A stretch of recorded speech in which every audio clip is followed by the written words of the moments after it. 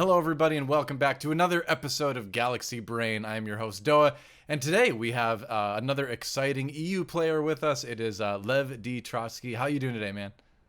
I'm doing quite fine. I just received my new PC today, so Oh, nice. I've spent a lot of hours setting it up and stuff. So I'm really excited to get into TFT and play some games. But first, this we have to keep you from playing even longer to record this episode, though, huh?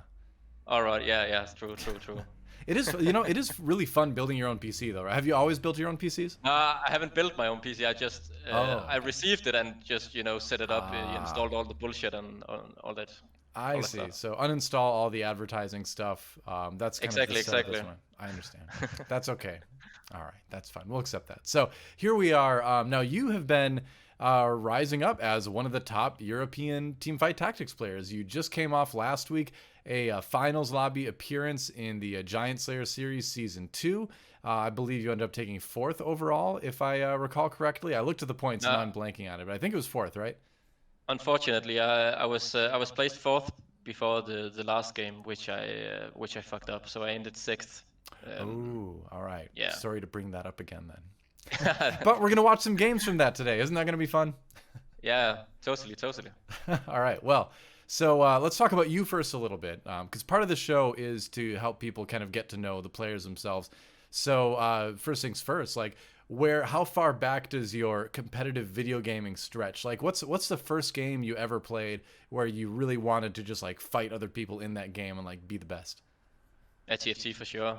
Oh, I really? played a lot of Okay. yeah. I've played like Warcraft 3 and other stuff like that, but just with my friends and in local area networks and stuff like that, and a bit of grind on the internet against other people, but Yeah. not really seriously. So what race did you Uh, play in Warcraft 3 then? I liked orcs the most. Ah, I mained I see. orcs. It was not the Frozen Throne. It was Reign of Chaos. I played the most actually. Oh, okay. So Yeah. So I big, liked the so yeah. European Oh. orc player. So big grubby fan, I would imagine. Yeah. Exactly. Watched a lot of Grubby. I've watched a lot of Grubby. He's awesome. It's Really, cool to really. see him still doing it. Do you still watch like Grubby's like Warcraft content, like YouTube on a stream and all that kind of stuff? Actually, I did watch him a lot, like 1 or 2 years ago, but I haven't really watched him lately, Ah, okay. unfortunately. I'm just curious. We're going off on a tangent right now, but I have to ask, like, if Warcraft 3 started coming back a little bit more, would you dive back into it? Probably not. Probably not. Maybe. I've played actually the new expansion, but it was kind of bugged, I think. Oh, the remastered one or whatever. Yeah, the Yeah, yeah. So yeah, yeah, I wasn't too fond of that.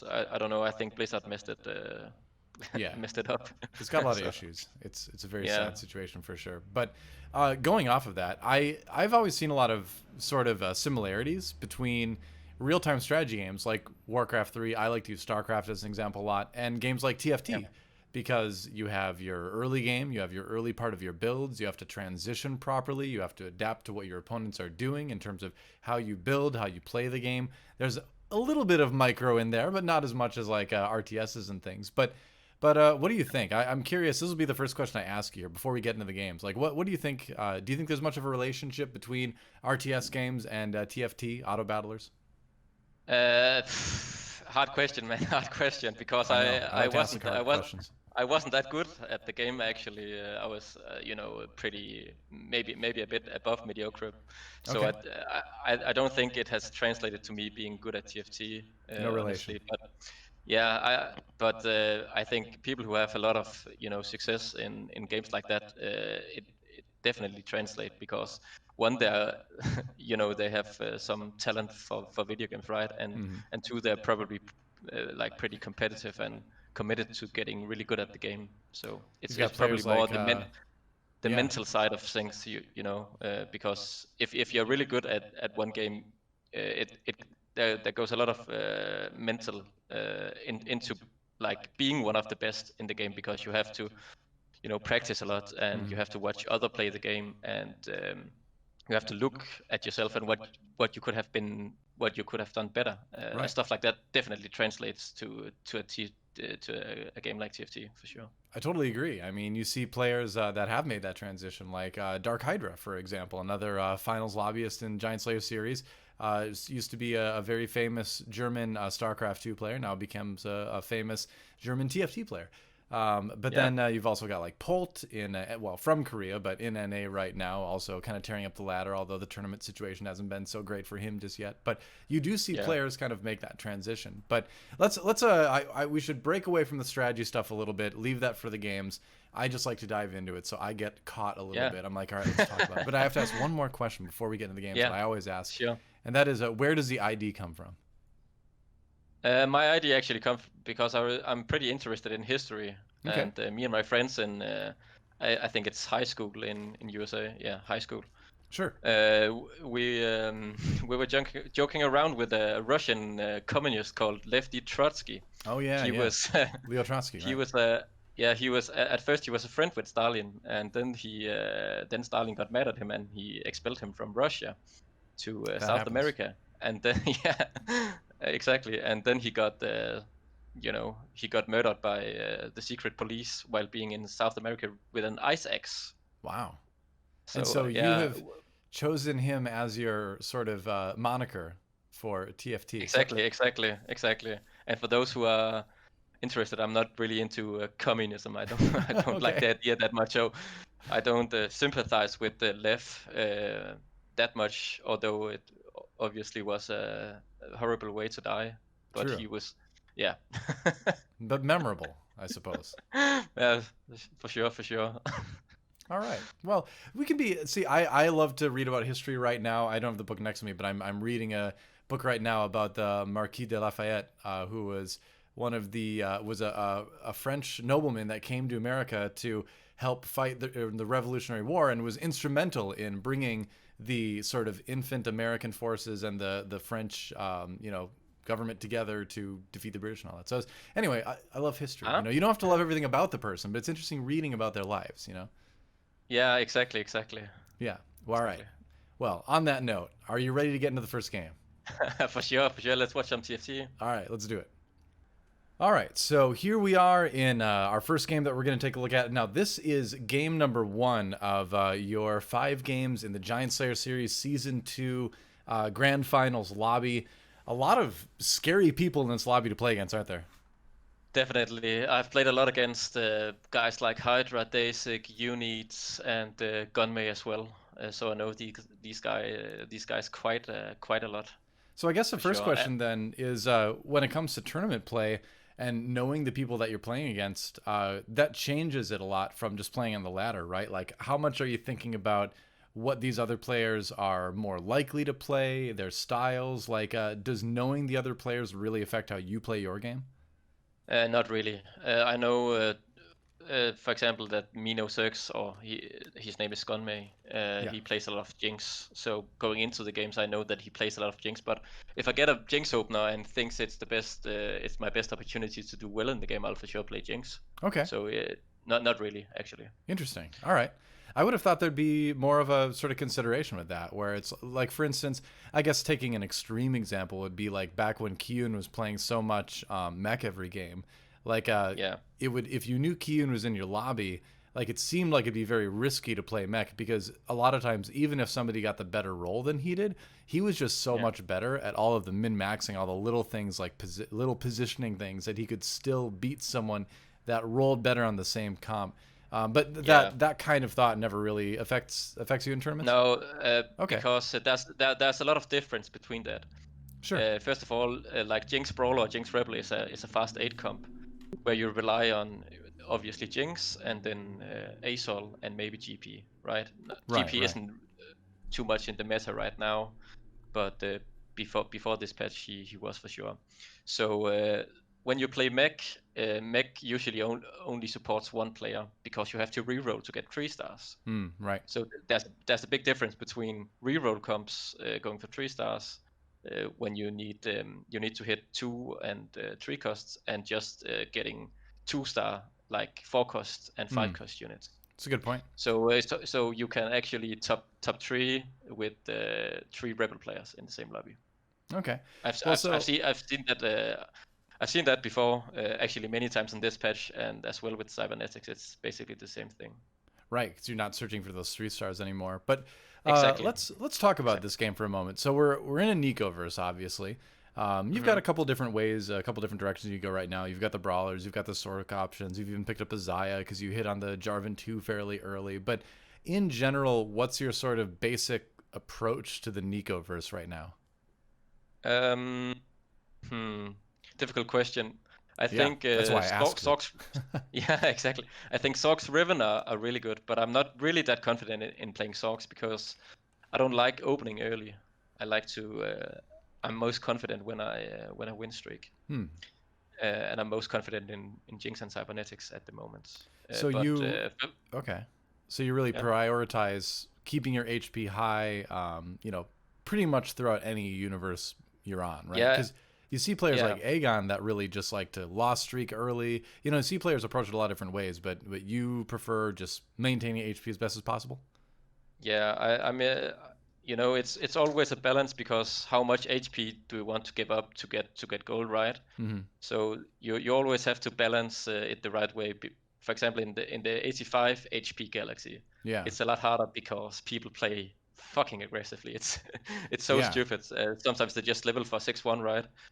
And so it's really hard because I mean you could be tempted to level as well, not playing Jax yet, but in some instances it's actually better just to take damage and keep your econ high and try to fast 8 if you can. Otherwise just fast 7 and pray to hit like Jinx or play Cybernetics because you need like a Vayne 2-star, right, with Last Whisper IE and stuff like that.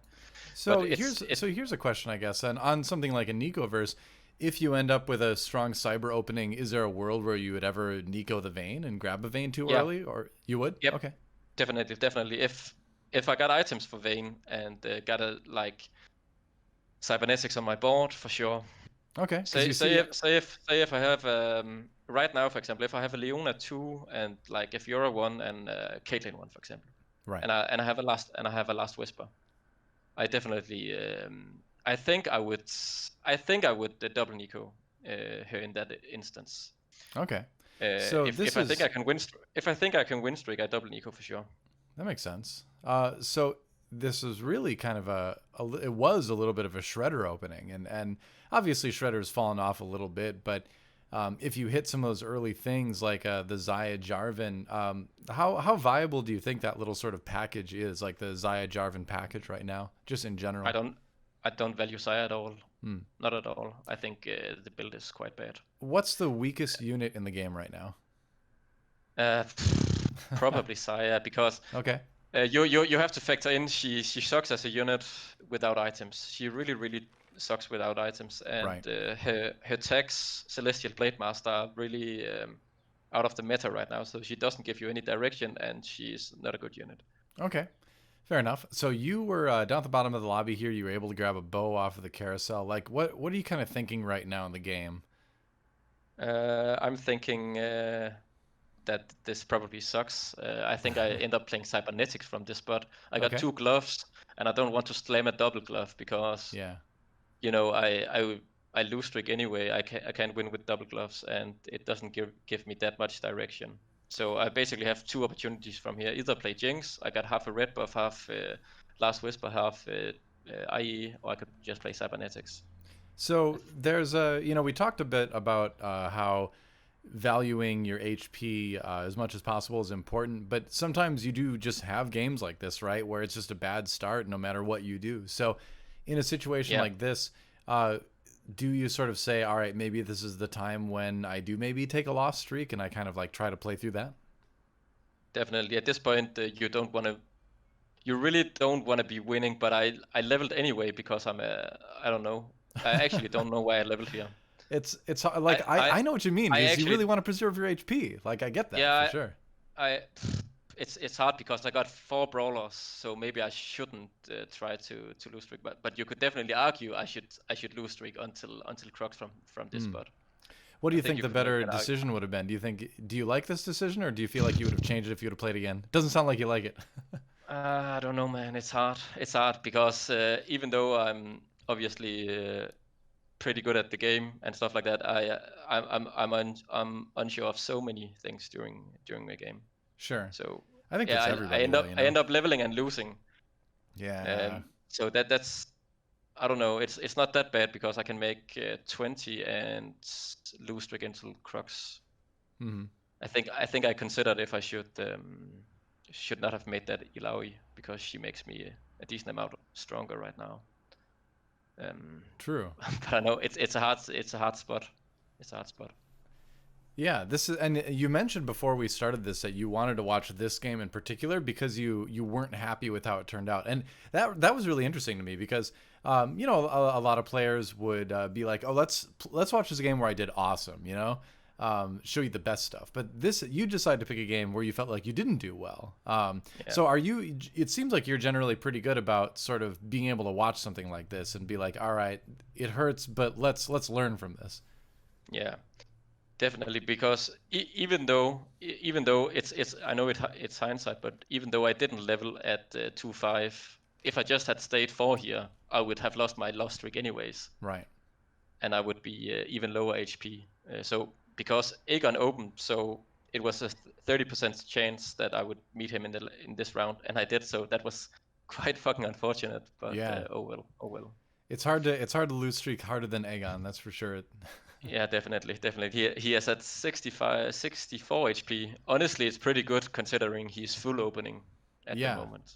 Well, Aegon's style just like blows my mind. And I've talked about this with other pros too, is that like I'm shocked that he has results as good as he does with the loss streaks that he makes himself take in the early game. It seems suicidal, Yeah. but he seems just so good at riding that edge, you know, of being like right on the edge of the cliff but not falling over in a lot of games. Like, what do you think I about think that style? well, I've never really done it, to be honest. In set 2 I played I was basically a one trick set pony Oh. the last two months of the game. But you couldn't open you could never open playing like that because you needed to fast aid. Yeah. So you needed to play a strong board while maintaining a decent amount of HP to find set and gold Right. as well, right? Right. But so I mean it's kind of the same strategy, but it really isn't at the same time because you can't full open, but you can in this set right now because you can roll at 7 and find ribbon. So I think this that's a strategy from here, right? I can't remember, but that makes probably yes. sense. So Yeah, probably yes. what I'm kind of interested in here, looking at this board right now, as you play against Unid, is that there's a Fizz on the board, and I feel like I've seen more and more people just throw Fizz in because he's just a strong unit. Now, to be fair, Yeah. this was like a week ago, which is basically a lifetime in the TFT meta. So I think this series was played before people really realized how good Fizz was. But if you played this game today, would you have picked up the Fizz and tried to find a way to use him? Maybe it's difficult because maybe I overvalue the Graves pair here and the blaster buff. I probably do. So in hindsight, maybe I should have given up on the Graves pair and played the Fizz instead. It's a tough call But because Fizz is very strong, yeah, but you don't want to give up those sort of like core synergies that you're going for. So in this case, you know, yeah. blaster But basically. but basically Graves is out the moment I find Israel at this Yeah, point. exactly. So I should have picked Fizz up. And I would imagine Lucian is out the moment you find a Jinx, right? Exactly. So this game has kind of become sort of trying to preserve HP and waiting for Jinx. Yeah, exactly. Okay. I actually thought it was the Cybernetics game I played at the start. Yeah. But this looks like a Jinx game for sure. Yeah, for sure. I mean, you know, you can do it either way, and you did find the Fiora there. So with the Vi and the Lucian, you can still sort of play that little Cybernetics opening. I can. You could have. Would you make that swap now? I suppose with 4 brawlers, it's hard to kind of make that transition at this point to give up the brawler buff. Yeah. Not really. This is just a cybernetic game. If you had a Lucian too, would you consider it? This is just a Jinx game. Yeah. Not really. Also, Okay. I think I should have played Kog'Maw with these items instead of Lucian. Why is that? Because of the battlecast trait. Okay, right, because Kog'Maw is going to be attacking very quickly, and so you're going to get more sort of procs of that that trait, I would imagine. Yeah, exactly, exactly. Even though Kog'Maw isn't that good with these items, Yeah. I think he's better than Lucian. Now this was before the Battlecast buff came in too, so not basically nobody was kind of like looking at Battlecast except for like extreme early game situations where like 2 Battlecasts is okay, quote unquote. Yeah, Let's talk about Battlecast for the moment though. Like, what do you think about it right now? Because it got buffed. It seems like yeah. it's pretty good. There's been people showing decent results with Battlecast comps in general Yeah, that just focus on the trade. But what do you think? I don't think it's that consistent, to be honest. I think it's just the Jinx buff because it Hmm. makes the Okay. transition better towards Jinx. Interesting. Okay. Would you ever Yeah, make Jinx Battlecast? probably not. I wonder how that would Probably not. work actually, because she does attack very quickly Well, towards the well, end. well. It depends on how many battlecast units you have on the board. If you have Right. like four or six on the board, it could maybe work. But if you only have 2 battlecast units on the board, it doesn't make any sense because Yeah. she would use a AD item much better. Right. Then it's an item slot that just gets wasted basically. But I wonder about like 4 and 6. 6 you'd think would be pretty strong, but who knows? People are still experimenting with Battlecast a little bit. Six battlecast is pretty strong, but it's Yeah. not as consistent as just Jinx. Right. Just having those items that you'd normally have to make Jinx strong, right? Exactly, exactly. Yeah. So you've moved up a couple spots in this lobby. Gunmay on top right now, it looks like. You're picking up the Fiora again, so you're still kind of maybe thinking about cybernetics. Oh, interesting. Yeah, Okay. So you decided to put in that cybernetics buff over the 4 brawlers. So why is that? yeah. I think it's pretty even because the brawler buff that they lose 350 HP, right? Right. And my cybernetics gain like 350 Right. So HP, now you're but getting the but 2 brawler buff and the 2 cybernetic and the 3 cybernetic buff. but also the AD from the cybernetics could maybe Yeah. help me kill a bit more units on Lucian. I That think makes that's the sense. reasoning, but I don't know. It's honestly pretty even, and Fiora is is not a good unit. So No. not really. We see Gunmay playing snipers over there on the other side. That's a comp that's kind of fallen off a little bit since then. It was like the first week everybody thought Teemo was totally OP, and now nobody really seems to be playing snipers much anymore. Do you think that comp is just kind of dead? Astro Snipers is not that good because I feel it's a high roll comp. Usually you want to be playing Jhin, Teemo, Soraka, Na, and Wukong in your comp. Yeah. So you need you need a lot of 4 stars, and you need to have almost perfect items because you want to prioritize Teemo items. Mm-hmm. I think first and foremost, blue buff Morello, and you want to prioritize tank items for Na or Wukong, and then Jhin items as well. That's a good So point. Yeah. you need a lot of different items to make it work, and you need a lot of 2 stars, 2-star forecast to make it work. And even then, uh, Yeah. it's not that good. I mean, it's if you hit that stuff, you can definitely win games with that board for sure. You can definitely win boards with like Teemo 2, Jhin 2, Soraka 2, and good items, and Wukong 2, Na 2. Yeah. It's just a lot of Um, 2-star forecasts for sure. And then I yeah, suppose there's also the problem where like basically everybody's running Last Whisper in every comp. It seems like at this point. So things that rely on armor-based front lines like vanguards tend to kind of suffer in this meta a little bit. yeah, Yeah. exactly, exactly. So let's jump back to this game that we're watching right now. So you found the Jinx. Yeah. You can put the items on, or you're kind of waiting to see what you get off of the infiltrators, of course, first. But what you're kind of shaking your head in the video, obviously. So like this game is not going well for a lot of No. reasons. But what do you think you could have done better? Obviously, like you can't help the My drops and you can't help the rolls, but like what could you have done? I couldn't really have done that much this game, to be honest, because I was losing the first rounds anyways, no matter what I did. And basically, I'm just praying for a Jinx, and I got one. so, Okay. How big of a I mean, turnaround is that then? sometimes you just have to rely on luck because your game is going like shit, Yeah. and that's what I did, and I hit Jinx. You got Thieves Uh, Gloves for the Gnar as well, which is pretty good. Yeah, and my positioning here is kind of fucking trash because I don't get the Rebel Shield on Jinx from Malphite, and Mm. I think normally you want to play Jinx backline. Okay. But sometimes it's good to play her here as well. But Yeah. I think the best thing and most consistent thing is to play her at the back line.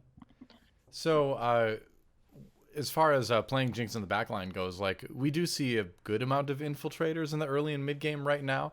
Yep. That would be a reason to move her over to the side, kind of like where you have her arranged right now. So, how do you kind of go about deciding where to place Jinx based on the other boards you see? Actually, you can play her backline and you can just shield her off with like Malphite, Yasuo, and like Kog'Maw on to the left side of Jinx and Blitz on the right side, and the two rebels in front, like I probably do here, right? Yeah, that makes sense. Yeah. I should place Kog'Maw right besides Jinx. Oh, okay. And, yeah. So you can shield from infiltrators like that. Makes sense. Yeah. I suppose if you place Kog'Maw right next to Jinx on that particular board, would that mean Gnar would get grabbed by Blitzcrank on the right side? I always get like a little bit iffy about that kind of position. It's both not to get Jinx hooked, and infiltrators can't jump, down to Jinx. They have to kill the rebels first. Right. So it's basically a shield against Blitzcrank and the infiltrators. That makes sense. But I think I made a lot of little mistakes this game, which probably wouldn't matter that much, but in the long run, it definitely matters. A round or two lost where it could have been one, or like maybe another, champion or two that wasn't killed when it could have been. It does add up. Like that can add up to like a solid, like not killing one extra champion in some lost rounds can easily add up to like 10 HP by the end of the game, can't it? Exactly. I'm playing 5 brawlers here, by the way, because yeah, this may look stupid, but it's my strongest board, so I don't know. And I just slam items here. Yeah, you're not wrong. As far as like the strongest board goes, would you say maybe that Soraka might be better than one of the 1-star brawlers, or is her likelihood of getting healed just not? I mean, it's not better than Malphite 2-star, and it's not better than Illaoi 2 stars. Makes sense. And maybe it's better than Vi, but I couldn't make Econ that way, so that's why I chose to play it this way. Yep. All right. So 40 HP now. Kyun kind of bombing out in this lobby. Aegon just below you. So when you get to this point where you're sort of like the bottom like half of the lobby, you're not really thinking about a first obviously anymore right now. You're thinking, how can I top 4 this? Like what way can I at least hit 4th? So what's your plan here for coming back? I mean, GP. I don't have GP items, so I can't go GP. I basically have to like get Natu and maybe 1 Azol and try to go 9. That makes sense. Because I have Jinx 2, right? So I have to hit. Probably have to hit Vi. I need 1 Vi, 2 Nars, and 1 Azol. To be able to go 9, because I mean this game is kind of fucking doomed at the moment. Seems that way. All right. So let's see. Just picking up a couple mystics here. It looks like I can play Mystic at level 8. Right. I could play Fizz instead of Vi probably, but I have a Rod on Vi, which I probably want to make a Ionic Spark here, and I maybe don't want to sell. Yeah, I probably do, right? You could just put the Ionic Spark on Fizz, I suppose. I'm trying to remember what happened in this game. It looks like you do. Okay, yeah, that makes a lot of sense. Because Fizz can just kind of get in there. You've got Zed for the other infiltrator, and delivering the Ionic Spark to the backline, especially with the Cassiopeia there, seems pretty solid. Yeah, definitely. So this round actually looks like it went really well for you. Like you crushed Dark Hydra in this one. Yeah, for some reason, I mean this board is kind of strong, right? But I don't really have that much gold, and I've used my Nikos. Yeah. So I can Nico like a 5-star. So it's going to be really hard to hit 9 at this point, where you're so low on gold and yeah, but I have no other choice but to go 9. I think I don't know what I end up doing. Maybe I roll after creeps. Maybe I don't. I can't remember. Oh wow! And so Aegon managed to find the Bramble Vest double death cap for Riven, which is not the greatest items, but it's still fairly strong. I would imagine. How often do you find yourself going like Riven Sorks these days? Probably one out of 10 games. I enjoy playing. Yeah, I enjoy playing Riven, but that few. Yeah, I play more Cybernetics and Rebels Brawlers. You tended to Fully play a lot of Jinx-based builds, Brawler Blaster, that kind of stuff, before the 3.5 patch hit too. yeah. So you've just never been a big Sork fan, I take it? Not really. I played Ocean Mages since at 2. I think they were pretty fucking good. Oh yeah, Ocean But Mages was a ton of fun, man. I love that. yeah, me too. But I didn't play Sorc since the whole of the 3 because Vel'Koz was just I don't know, man. He was Yep. try to compare Brain to Vel'Koz. Right. It's just a joke. Vel'Koz was he was the most frustrating, but also the most rewarding champion sometimes to play, because if he hit, you'd be like, oh my gosh, Vel'Koz is amazing, but then he would just totally miss people, and you'd be like, Vel'Koz is a dumpster. Yeah, so you didn't really play Vel'Koz in Sorc builds, right? You mostly played him just in the Void builds. Yeah, exactly. You play him in Void, and in Sorc, you would always 100% take Lux over Vel'Koz, any day, because his CC was so much better, exactly. Yeah. Exactly. I mean, but Brand was really reliant carry in my opinion. Oh yeah, really good synergies as well with Brand, Inferno. and you could pivot into stuff like Singed and Set as well, if you didn't hit. So right, it was a ton of fun. I end up rolling here. I don't know if it's the correct play. I'm probably looking for the ASOL. I need one more ASOL. Maybe I go 6 rebels from here. I probably should go 6 rebels. It's an interesting situation because you've got a chance to pick up a couple 2-stars, and you could. No, I didn't. Huh. I didn't. What? Okay, so you think Lev D of last week should have gone 6 rebels here? Yeah, probably should. But I think I needed. I missed 1 rebel, so that's why I didn't. You didn't have all 6 anyway, so. Exactly. Yeah.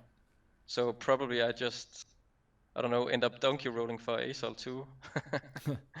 Or maybe a Jinx 3.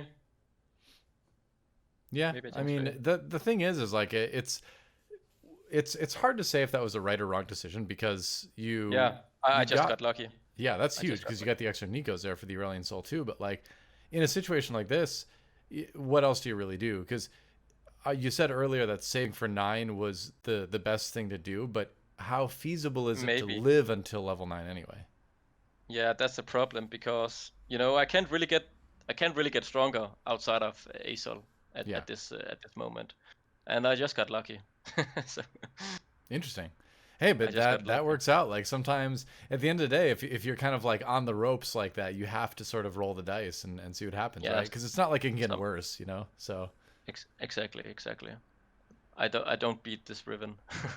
That would be very difficult to beat that Riven, I think. Yeah. No, you killed the Riven. I beat her. You did beat her. She doesn't have a QSS, and my Na CC'd her. Also, the mana drain from Aurelion Soul I think is really good, because if that Riven cast gets delayed a little bit, that means no shield, and that means she dies. No GA on that Riven as well. Makes it a little bit tougher to survive. But just a little thing. I'm quite sure this isn't from the finals, actually.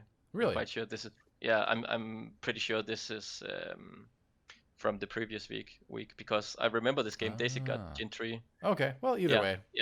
Yeah, he did. He just did. Interesting. Yeah, it makes no sense. I mean, it makes no difference. Oh, okay. Thought I had the right day, but apparently it's wrong. Either way, it's a 3.5 game, so we'll watch it, whatever. Yeah, exactly. Mm-hmm. All right. Because you're doing pretty well on this one right now. All right, so GP found. So the problem with this build is at level 8 you can play 4 Brawler, 3 Rebel, Chrono, Blaster, right? But you have 1 spot left. Mm-hmm. So you can either play Fist 2, or maybe just another Rebel to buff Jinx, another upgraded Rebel. And I think I decided to do that because I had an Ionic Spark on my Fizz, and it's actually really good on ASOL. Right. Okay. So what item would you be looking for from this carousel now? I've probably just an ASOL item, because I have Thieves Gloves on my Na, and it's a Na 1. I have 3 items on Jinx, so it's probably just an ASOL item. Yeah. Maybe the GA. Yeah. I mean, I think it's always great to steal the GA away. I mean, it's fine on the Aurelion Soul, but it's also good to just make sure no one else has it, Yeah. By the way, I'm playing a Illaoi at this point in the game. It's a bit of a joke, honestly, but I think Illaoi 2 is better than Vi 1. So Now, Alawi just got some buffs as well, and I was under the impression that from a lot of my own games and stuff, although obviously I'm not playing it as high a level as you are, but that Alawi still she's better now, but she's still not as good as like a Vi. So what do you think? Is there a situation now after the buffs that you would think about putting Alawi in later stages of the game? Not really, unless you're playing like 4 or 6 battle casts. She doesn't really do anything. It's just basically late game. It's just like a Malphite, but Malphite is just so much better because he's a rebel. Mm-hmm. So this was also during the short era where it seems like Protectors. This is a bit of a weird build for Dasa because it's kind of like Protector Sniper, and he's just kind of capitalizing off of the rerolls that you can do with the Jinjiao. What do you think about Protectors right now in the current meta? Because it seemed like for a couple days, it seemed like maybe Protectors were the thing again, but now it's fallen off. Yeah. So what do you think? They aren't really good, to be honest. It's just kind of a mess because I think you rely on I mean, Protector Aesol isn't even that great. It's pretty good, especially if you have hit like Aesol 2 with like a Morello, Bramble, and Protector's bad. But who are you really gonna carry in Protectors? I mean, sure, if you hit a Jin 3, you're probably gonna win the game. But I mean, Urgot is quite good, but he isn't really that consistent. I don't think Urgot is a great unit unless you play him from the bench, and he needs really specific items to do well. Now that's interesting. So I think they're kind of in a weird spot because reroll, you can't really reroll. Yeah. No one is playing reroll Protectors. Right. So I don't know. It's hard. So Urgot, I mean, I would agree that he's generally better pulled in from the bench by a Thresh because of the faster cast, but you're saying that because of the inconsistency, now you don't beat the Riven this time, I guess, but because of the inconsistency, he's just kind of not great in general, in your opinion? Yeah, I don't think he's that good of a unit. He has really weird tags like Battlecast and Protector. You don't really fit those kind of synergies usually in your comps because these are not the comps that dominates the meta right now. It's basically Vayne carry cybernetics and transition into Echo 2 and stuff like that, right? And Jinx Brawler Rebel and Zorks. So there really isn't a spot for Urgot right now. Yeah. Unless he's played from the bench. Wow. Course. You got another 2 Nikos now. So now the Gnar 2 is guaranteed. Yeah, for sure. Basically. But I think I should roll down for a legendary. And I should hit Gnar as well. Let's see. All right. Let's see what I hit. GP is not terrible, but he doesn't make any sense really. Maybe Janna. Yeah, I just make a Janna here, I think. Yeah. All right. Because why not? Yeah, sure. I mean I gotta use my Nikos on something, right? And Janna 2 is a decent unit. It makes sense. Being able to change your attacks to magic damage as well is another thing that's strong against any sort of Vanguard frontline compositions, such as Vanguard Mystics, like we see Crone playing here. Yeah, exactly. I think it's, but I do have a Last Whisper though, so it's probably, I mean that doesn't really change the fight, I think, because he has 4 Mystic and 4 Vanguard, so it's basically the same, I think. But Janna 2 is just a good unit, so I think that's why I played her. That was pretty close. I think Janna kind of bailed you out that round. Yeah, probably. She probably did, but I don't know. I actually don't know what I should have Nico. Maybe another Aesol was probably the best, actually. Huh. Double Aesol, even without the items. You think another Aesol 2 would have been worth? Yeah, Aesol is a rebel, right? So the shield is always nice, and Aesol is just a pretty busted unit. I don't know, because I can't really play GP. I don't have GP items, and I don't have a 6. So GP doesn't make any sense at all. Right. And Xerath doesn't make any sense. I don't really know. Yeah, Xerath wouldn't really help you too much. Like maybe a Lulu would be the other one. Yeah, Lulu probably. Yeah. Maybe even just a Soraka, honestly. Oh, okay. Yeah, I mean, I could see that too. Soraka too, I feel like has been kind of an underappreciated unit in pretty much all of set 3 so far. Her heal is so strong. Definitely, Soraka 2 is really, really strong. I think I end up taking a perfect lethal right here, unfortunately. Oh, all right. Yep, I do. And there it is. Okay, we're back after game number 1, which was actually, we figured out, it was actually game number 2 of the Giantslayer Series finals. I was going by the score off the top, but you had not put in the score for the first game yet. I got jebaited by your stream VOD. But that's okay, because we'll get to the first game in just a moment here. We'll watch that one next. But what would you say are your biggest takeaways for that game we just saw? I got a really bad start, and I think I made a couple of mistakes early on, and I just prayed for Jinx. There was nothing else to do, and I had Jinx naturally at 6 in a Nico race, so I just instant double Nico'd her and went 8th, and was lucky to get Azel too. Yeah, it seems like you got like what 5 Nigos over the course of that game too. It's crazy. Yeah. I started with 2, right, and got 1, and got 2 more. Yeah, 4, I guess that would be. I'm not a math major. It's okay. Yeah. 5 in total. I think it was. Yeah. Oh, either way. Yeah. All right, let's move on. Game number 2. You ready? Yeah, sure. All right, let's do it. Okay, so here we are in game number 2 that we're gonna watch, which is actually game number 1 of the Giantslayer Series finals. We've found it. We've discovered it. And this is the game that you've been talking about earlier. So it's a treasure trove, actually, starting off. And do you have any specific item starts that you like to choose for treasure trove? Or I should ask more in a broad sense. What are generally the items you go for now in the carousel? I went for glove the 2 first games of this tournament. And I think in treasure trove, I think cybernetics are really, really strong. Okay. Because you obviously go for vein items at first. Yeah. And then you can get a lot of items for Irelia and Echo as well. Right. And just in general, just to put a lot of items on your cybernetics is good.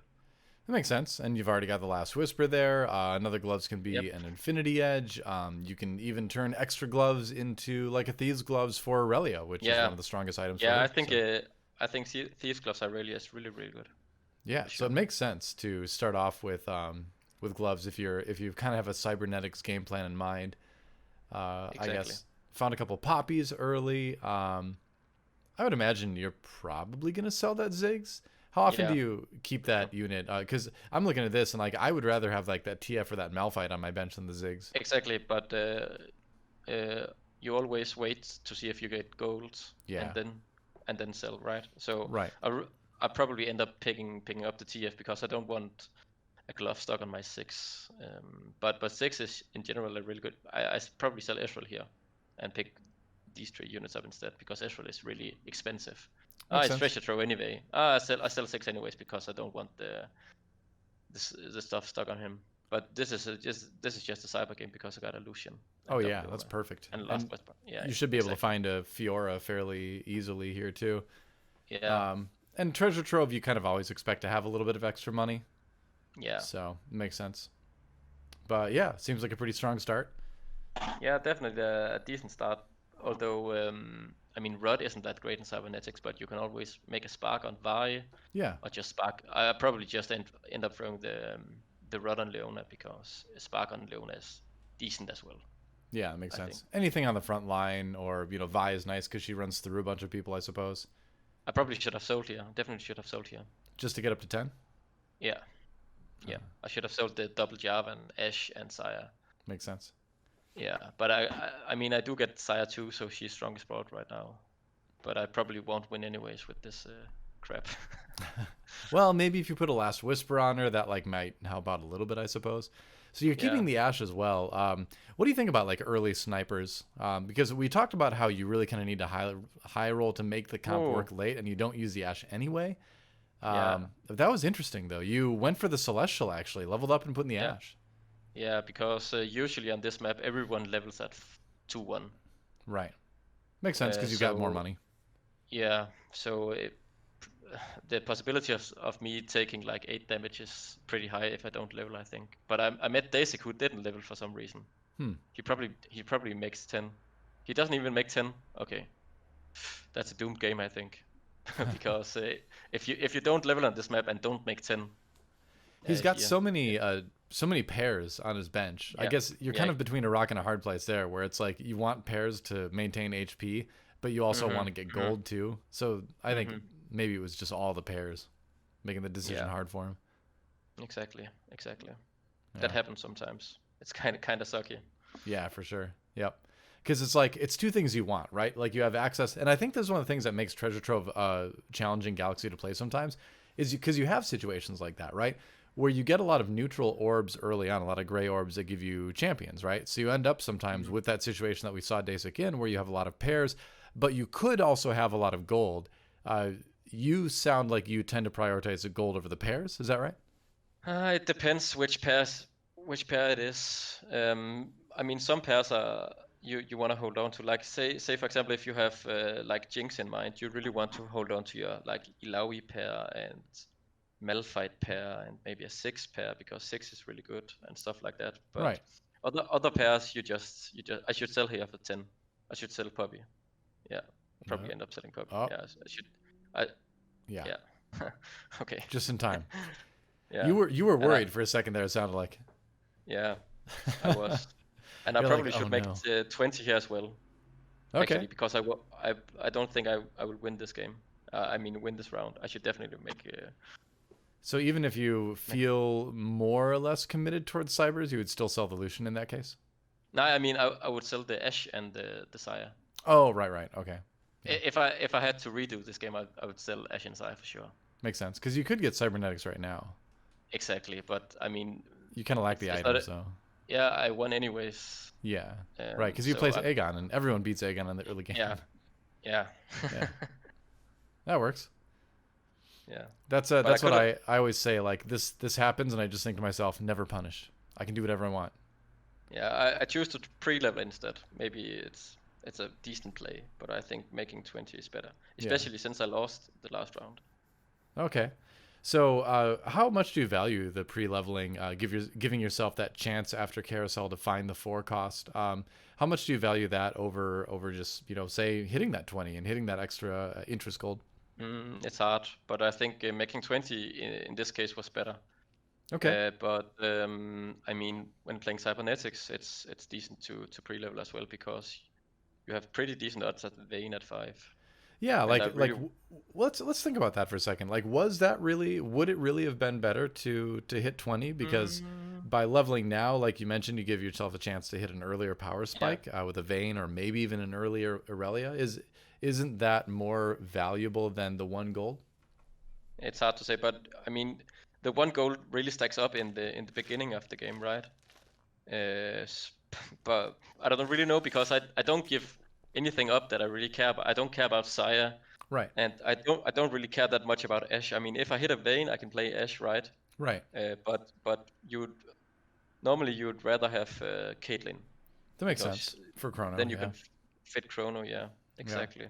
I'm kind of playing devil's advocate a little bit here too, because I would tend to agree that sticking with 20 gold and getting the interest rolling earlier is generally the better thing long term, than rolling the dice on a higher cost carry popping up. But I like to kind of test the people on the show sometimes and really get you to sort of like think about it and explain it, because it's there. I think there are kind of situations where you want to really seriously consider doing what you did. I don't necessarily even think that was straight up objectively wrong. It was just a chance based on your situation in the game. Yeah, exactly. I mean, I got 20 gold anyways, and I can make 30 easily next round. So right, and also you have the highest HP in the lobby. You're not risking a lot by by losing out on that gold in this particular lobby in this situation. So it's worth considering kind of the full ramifications, the full consequences of both choices, I suppose. Yeah, exactly. And I should be making 30 here as well. I think I can make 30. Yeah, I can make 30 even though I play Israel. So it's fine to play Israel here. Yeah. I mean, Israel is a really good unit in my opinion as well. So. Yeah, he got he got some nerfs coming to 3.5, but it seems like he's like they said when they were making those changes in the patch notes, that they wanted him to be more of a utility unit rather than some sort of carry, right? And it really seems like that EMP, his ability kind of falls into that category. Like, I hate playing against Ezreal's right now because he's so annoying. I mean, if you're playing Sorks, I don't know if you play a lot of Sorks, but oh, I do, yes. Okay. So he's probably your worst nightmare then. He is, yeah. It's bad. It's real bad. Yep. Yep. I played against, I was having a great game, and then I ran into somebody that for some reason, I don't know why you would ever do this, but they had Ezreal 3 with double Shojin, and my entire What? board just never casted. I know, right? I know. And you know, again, I'm playing in like right now, I haven't played as much, unfortunately, over the last month as I would have wanted to. So I'm like Diamond 3 at the moment. But, Okay. you know, but like, so it's not as high, but still, like, I was like, Ezreal 3? Really? Double Shojin?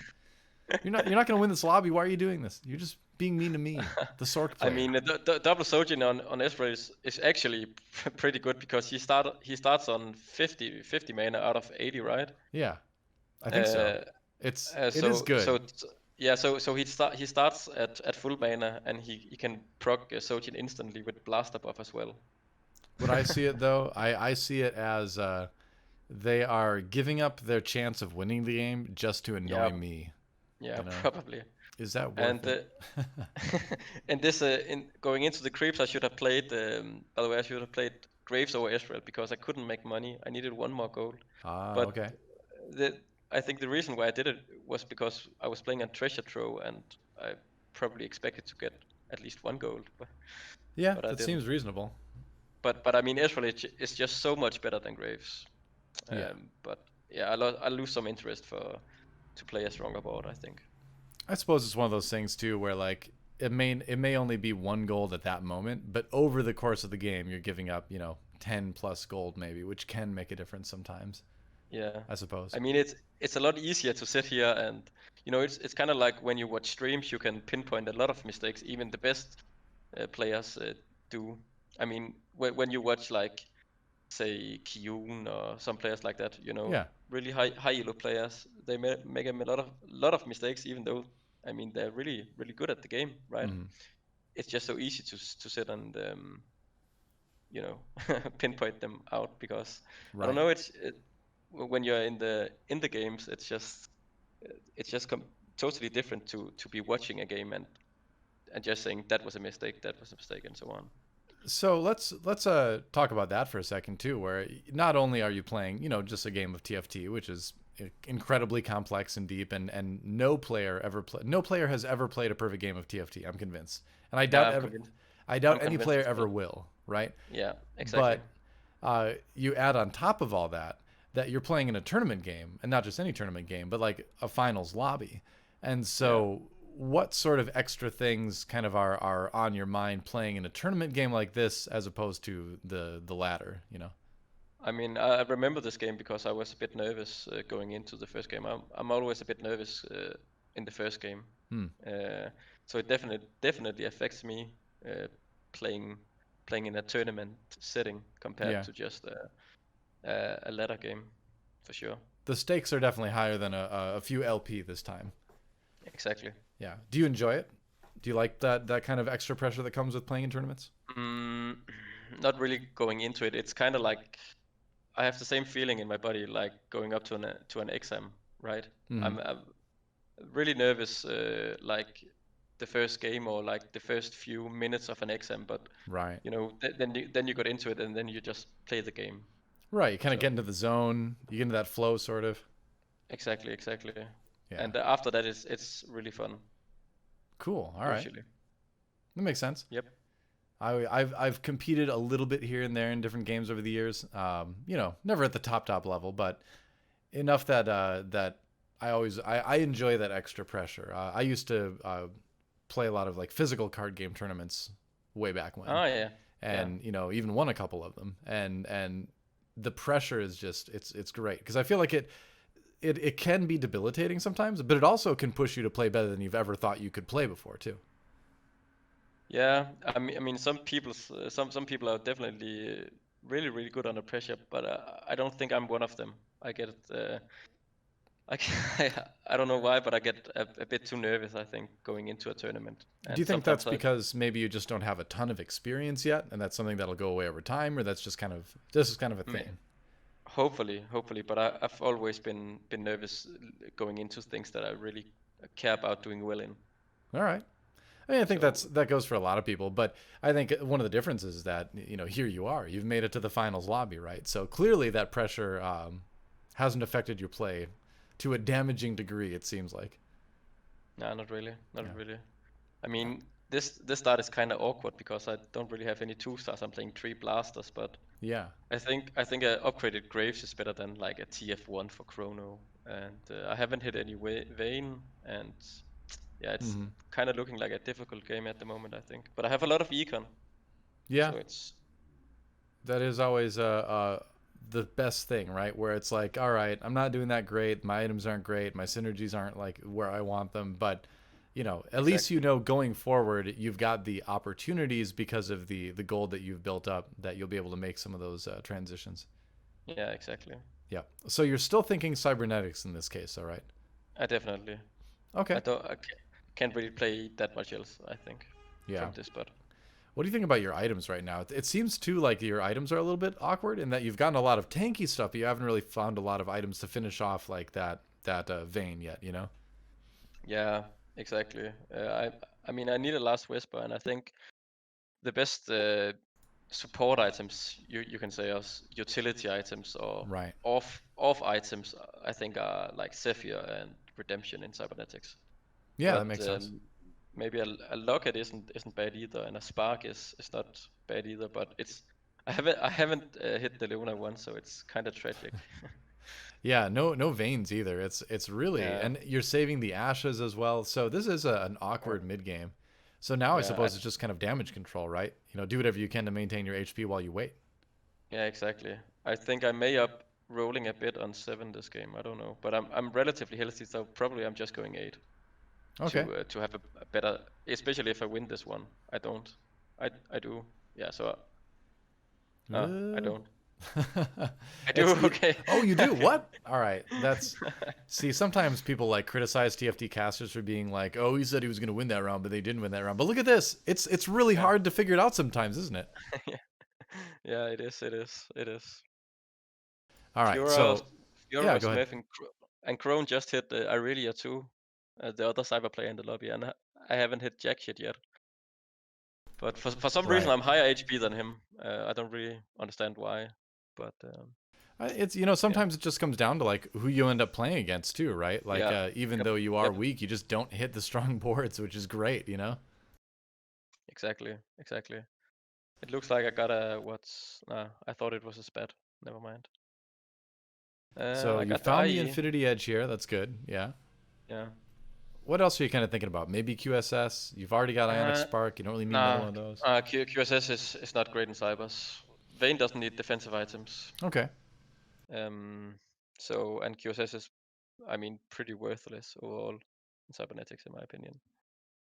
Yeah, that makes sense, I suppose, because you don't have a lot of champions that are going to be doing like continuous things that shouldn't be interrupted.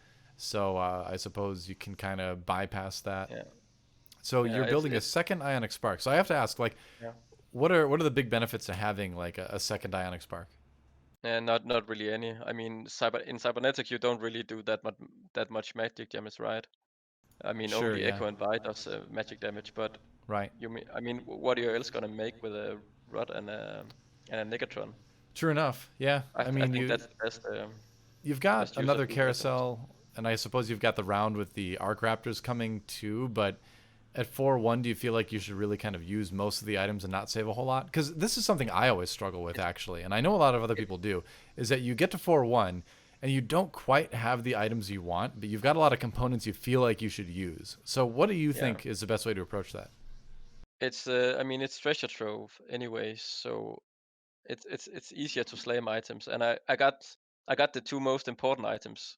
So I think the rest of the items in cybernetics are you just aim to build like sparks, lockets, redemption, zephyrs, and stuff like that. And a third item on Vayne is really great for the late game, like Deathblade or Giantslayer. I could maybe make a Giantslayer with this bow. Uh, but otherwise, I think you just at this point just slam your items because these items doesn't make anything. So That makes sense. Oh man, it's crazy because these games were only a week ago, but we're seeing things like Slash Bros here that's kind of fallen off. Like the Blade Master build just isn't really played that much anymore. It seems like at high elos. Correct me if I'm wrong, but it's yeah, amazing how fast the meta can change so early in a new meta like this. yeah, exactly. I mean. Bang pros are pretty fucking bad right now, aren't they? Yeah, So it's seems that way. but yeah, they got Yi got some small nerfs, Hmm. and the comp just sucks. It doesn't take a lot. Well, there's a Vayne finally. All right. So it makes sense to sell one of the Jinx at least. You've Yeah, got the I'm not playing Aurelia. Jinx. Yeah. I'm not playing Jinx. Yeah. Yeah. Why would you, right? Because I mean, you're not really relying on blasters. You're playing cybernetics. Unfortunate that the Zed jumps right on your Vayne there. But Yeah. this seems like you're really close to being able to swap over to 6 cybers here. In fact, I think you do Yeah. have 6 cybers, right? I With need a Lucian, Vi. Aurelia. I need Vi. Oh, right. Vi. Okay, yeah. All right. So I can't drop the drop my board to play 6 cybers, Yeah. unfortunately. But I do need to roll again to get 6 cybers Vayne 2. After this character. Yeah. I took a pretty bad loss right there because my board is pretty pretty bad. Right. This is kind of the awkward position that cybernetics gets into sometimes, it seems like, in the mid game, where you're just missing one cyber to go up to 6 cybers, and you don't have like the 2 stars that you need. For instance, in this case, it's a 2-star Vayne. You just now found it. You never found the 2-star Lucian, which kind of hurts. So what do you find yourself playing in the mid game to get around that? If you're doing a cybernetics game like this, and you need a little bit of extra help, like what's your go-to synergies that you use to sort of like shore up your HP while you're waiting for the cybernetics stuff to come online? I don't have any go-to synergy, but it depends. If your carry is Lucian through the mid game, you want to be playing blasters Sure. and chrono. And if your carry is Vayne, you want to be playing sniper, obviously chrono, and then you play whatever vanguards or brawlers or whatever the fuck you hit, basically. Yeah. Makes sense. So All right. that's the reason, at least. So this seems like it was a pretty good roll down, actually. You found the Vi. Yeah. You were able to move the items around a little bit, at least, to power up the Aurelia, because you found an Aurelia too really quickly. I think at this point I prioritize getting full cyber value out of making like a Giantslayer on Vayne. I think that's the correct play to make like a secondary Irelia carry. Yeah, especially since I have Irelia 2. Yeah, getting the Aurelia 2 is huge here. Yeah, double the damage. Yeah, for sure. So handing Dark Hydro loss as well there. And so one thing I've noticed is that I feel like I haven't seen a ton of scouting in both of the games we've seen so far. Usually I scout a lot actually, but yeah, that's not meant to be like a damning criticism or something. It's just something I kind of noticed over the last couple of games. Yeah, because my positioning through the mid game was, pretty safe. Just playing Lucian in that spot, and but I should definitely be scouting more. I think I'm just too caught up in the game and just really focusing on doing my own. And I mean you can definitely win games by doing that, but later in the game you should definitely look to scout a bit more. Yeah, for sure. I think sometimes when you talk to people, scouting is overvalued in the early game and undervalued in the late game as far as the particulars of what you're looking for in the late game. And I'm not just talking about the obvious stuff like Zephyr positioning and shrouds and things like that, but little hero synergies, making sure your champions line up the best against their board, right? Whereas the early game, everyone's saying, oh, scout, but if you're doing this, like what you were just talking about, where you're playing a safe positioning, you're kind of in the middle of the lobby. You've got some challenging sort of synergy and composition choices to make. Sometimes it's okay to kind of forego that and just make sure that you're playing the strongest board you can, when finding out what that strongest board is a little bit more complicated. Yeah, I think in this game as well, it's a bit complicated because I got an Ashe 2, and you can't really fit chrono.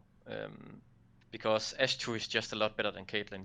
I don't think you play Cait 1 over Ashe 2 for chrono. That's interesting.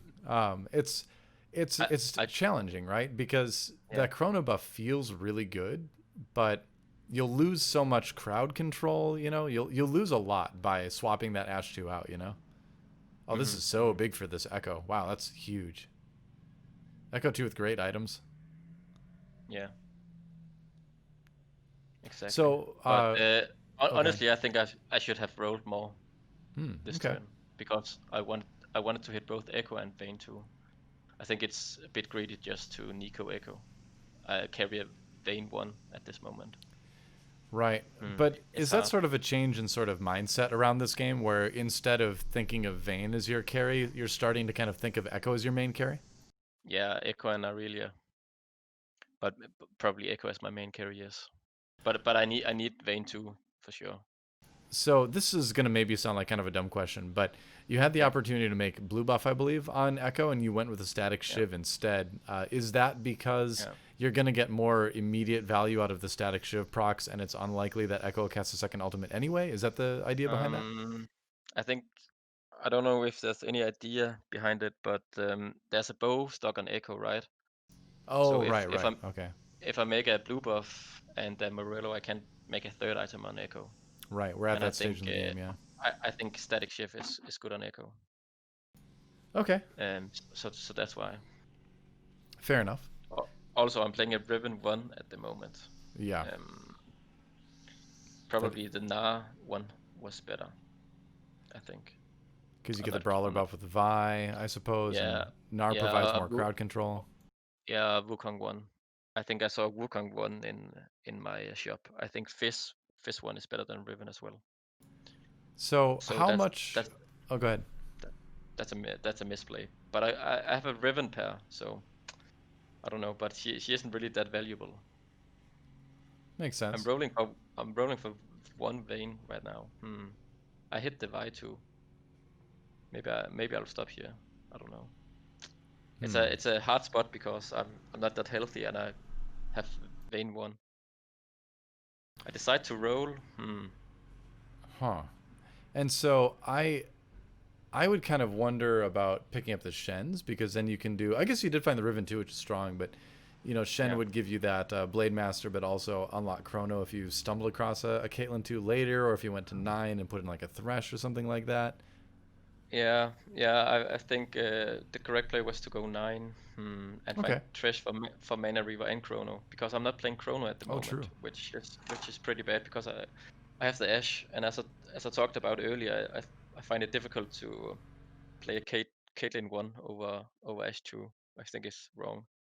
It's so interesting because oh wow, Force of Nature on this carousel. I forgot about that, but I feel like sometimes it's really easy to sort of get tunneled in on synergies you really want to keep, like Blade Master in this case, or finding Chrono and all that. Like it's I think one of the hardest things in the game is balancing synergies versus individual champion strength. Yeah, exactly. And a mistake people always, I mean, usually do, at least in lower elo, is just you know just focusing on okay, you got to play Wukong and Caitlyn because that's the most played cybernetic board at 8, right? Because Chrono, Sniper, Vanguard is great synergies with Wukong and Kate, but Wukong and Kate 1 isn't better than Ashe and Riven 2 at all. So that's the logic behind it. And I got my whole board upgraded, so I think it's definitely stronger than Chrono. Okay, that's a really really good Oh, roll that's because huge. I was Yeah, finally yeah finding the vein too. It was so weird that it took you so long to find it. I yeah forget. Were there any other Cybers players in this lobby? I was trying to remember. yeah Crone. Well, there's one, I guess. Yeah. All right. My question is Uh, answered. Blue buff Irelia. Maybe it's better than Echo. I don't know. It's hard to say because he also has the infiltrator spat on his Aurelia, which makes it Yeah, very strong too. So I don't know. It's hard to say, hmm, right? it's hard to say, but Yeah. I mean, Echo only cast one time usually. So and he casts almost all the time. So I mean, the blue buff isn't too much value on Echo, whereas Irelia gets a lot of value out of it, but she doesn't Yeah. really do that much. Yeah, so it's hard. Makes But yeah, sense. he has the infiltrator spat on Irelia, which is just a lot better than my Irelia is, unfortunately. And I should care about the All right. Sephia Blitz right here. Yeah, here's the point in the game, and this is also like a really really close lobby too. I remember this game more like as we watch it, where this was one of the closest lobbies I think I've ever seen in a tournament game. So, uh, if you don't mind, speak to that for a second, where suddenly when you're in the situation where the lobby gets really really tight like this, and there's a lot of people that could just go out on one or two losses. Uh, then does scouting suddenly become more of a priority? Like, how do you handle Yeah, these really tight games? definitely. Scouting is definitely much more important because, but I think there's still 8 in the lobby, right? There's still Yeah, 8. it's crazy. Like, Okay. look at that. Look at that. There's Yes. from fourth through eighth, everyone's under 10 HP. So it's kind of difficult to know who you're gonna face, right? You Yeah, know you won't meet the 4 last persons you have met. But I don't think in this game I've paid too much attention to that, unfortunately. But I think it's really hard to balance because you also need to focus on your own board and stuff like that. yeah. And then you end up That in a situation too where it's also treasure trove, and you've got the cane with the 3 items, which is actually perfect for cybernetics. Like, that's yeah, a really good reason to be playing the comp on this particular map. Is you're always going to have just a ton more completed items at the end of the game too with the cane. yeah. But I mean my board is really strong right now. Oh, that's I mean yeah. I Getting the thresh is so big. Oh, and also the ergot. Wow. yeah. All It's right. IE Echo tech. Why not, man? Yeah, It's I mean my Vayne and Irelia has an IE, so and you can't stack IEs obviously no more. right. So You wouldn't put it on your thresh or something, so makes sense. nah. So we'll see what happens. Okay, so you play against Dasik here, and Yeah. the shroud coming through is annoying. I'm trying to remember if you won this one or not. Mm, I feel like I you don't did because I remember. think you took fourth in this map, if I Yeah. remember right. Yeah. Yeah, I just obliterated him. Yeah. Wow. Yeah, you got wrecked. All right. So that should secure it. But definitely a very very very tight series here. How important is it? Here's another interesting question for you. So you don't really have a map that allows you to do this here, but how important is it to play on the maps that allow you to run farther away? It paid to win, right? Well, I should honestly I should invest in such a map. I It's still legit, Like right now, if yeah, you're trying to climb the ladder, I've gotten so it many is legit. sneaky fourths with that. Yeah, it matters. It matters for sure. But yeah, I don't have a map like that, but I probably should invest in it for sure. All right. So I think Crowan like ended up taking second overall, if I remember right, in the Yeah, series. But he has more of a traditional, we'll say, cybernetics lineup this round. But he really hit everything, right? He hit the yeah. Caitlyn, he hit the Infiltrator Claw on Aurelia. Like, it just doesn't get much better than that, huh? Nah, I mean, Right. if I got the infiltrator, I really at this game, I think I could have won. I agree. Well, So let's move back to the lobby and chat a bit more. All right. Well, here we are back from game number 2. So that was actually the first game of the Giantslayer series. Uh, how much does it kind of affect your mentality at the end when you run into a player that just sort of has a better version of the board that you were trying to make? Like, how frustrating is that? it really isn't that much frustrating just to lose to like a rebel player or something like that. I don't really care what they are playing. I mean, Uh, I think we had an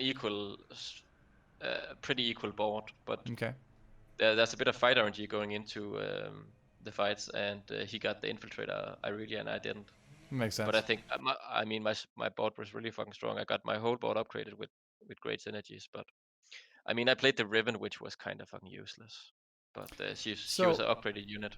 Riven is, I mean, that's the thing. Riven is a really strong unit right now. And we talked a little bit about that during the game, where sometimes it's easy to get sort of hung up on a strong 2-star unit like that when it's not the best for your final synergy. Do you feel like that's a point in that game where you should have maybe made a change? You should have taken out the Riven, even though it would make your board weaker, quote unquote, for a little bit?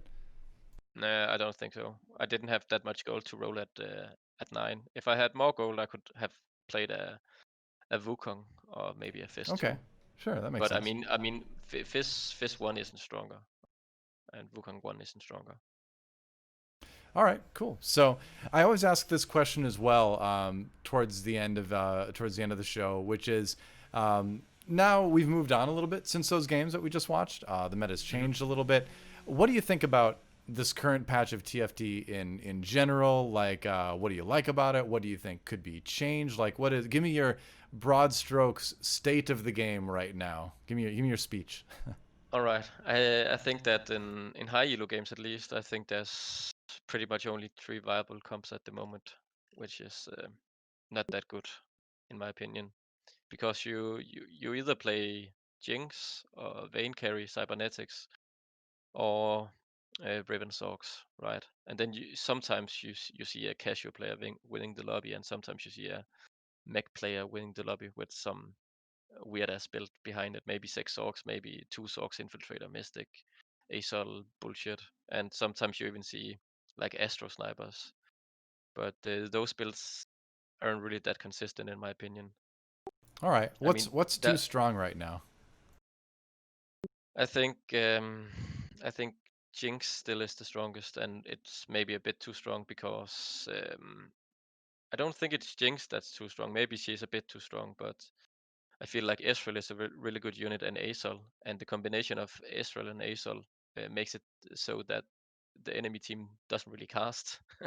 So, for example, playing Sorks against Ezreal and Asol is pretty frustrating. Yeah, tell me about it. I do that all the Yeah. time, and it is frustrating. Yeah. I mean, you can definitely win, Sure. but it's just you just have to have a stronger board, right?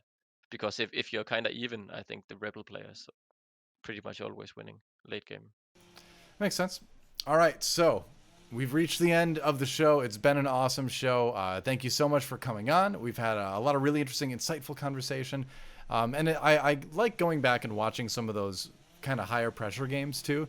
Not to put you through the agony of criticizing your own play, but it's a healthy thing, right? If you want to improve. Yeah, I like to watch my own games. Actually, I don't do it that much, that often. I should probably watch my old games a bit more than I do, because you can just see so many mistakes each and every game.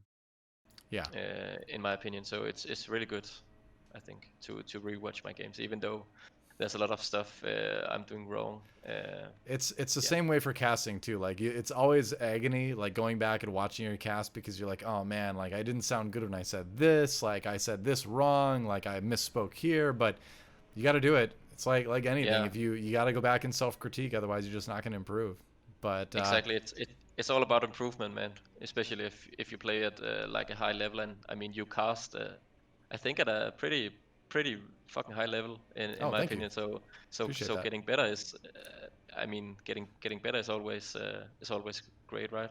Yeah, for sure. Like the better, it's a lot. It's a lot similar. It's very similar to StarCraft, in my opinion, as far as Hmm. the casting side of it. Because there's some games where you can be a very good caster and never play the game, because you learn Yeah, more from watching pros play than from your own play. But I think yeah. this is one of those games. Like if I could relate it to other games I've casted to, like Hearthstone as well, where you really need to know the ins and outs of the decisions during the Hmm. game, Yeah. and you don't really need mechanical skill to pull it off and stuff like that. So even if you're not doing it as well as the pros, being able to go through the same motions, the same builds, teaches you a lot for casting. So I love TFT, and that one of the reasons it's so great is because it's a game that I get to play a lot to be a better caster at, because I just like playing too, and I like ranking up. So I hit masters like right before the mid-set patch, and like I'm almost back Okay. again. I got to just grind some games out and do it, but it's fun to Congratulations, actually be man. good at a game again.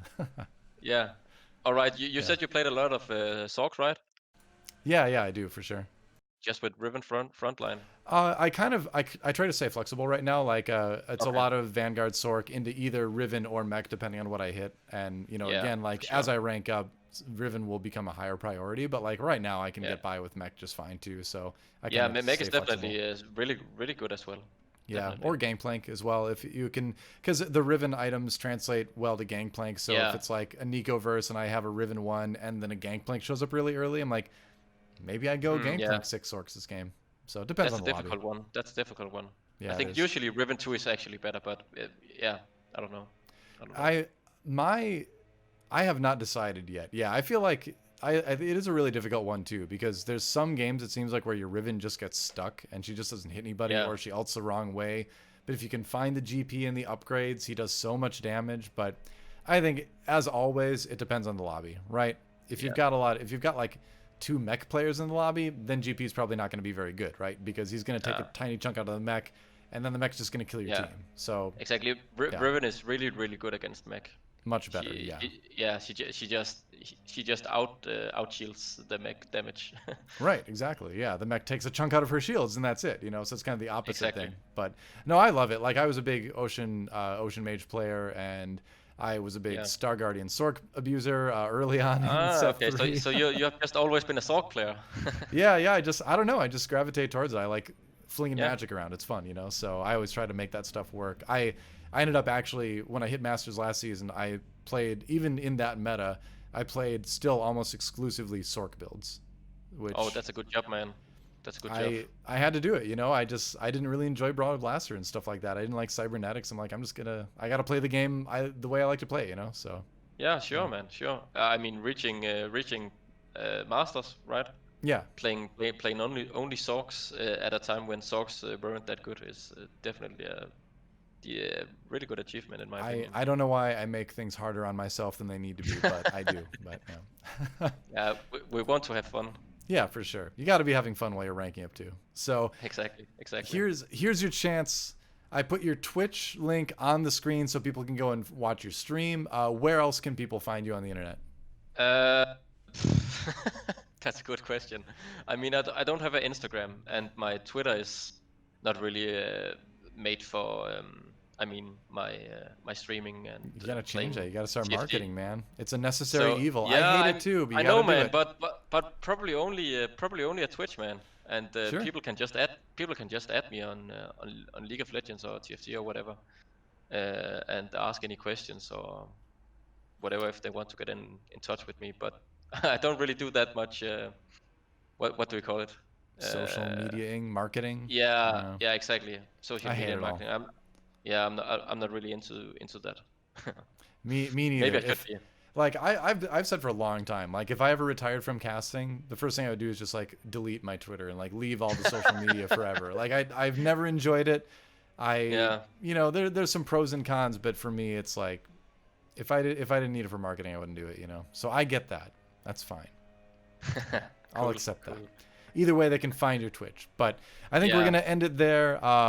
Thanks for joining me on Galaxy Brain, Lev D, Trotskij. It's been a ton of fun.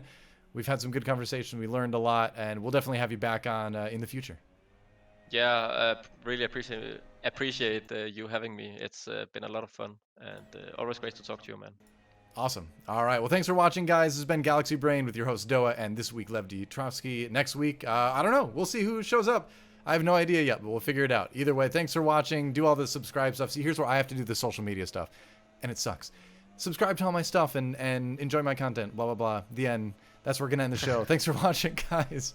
See you next time.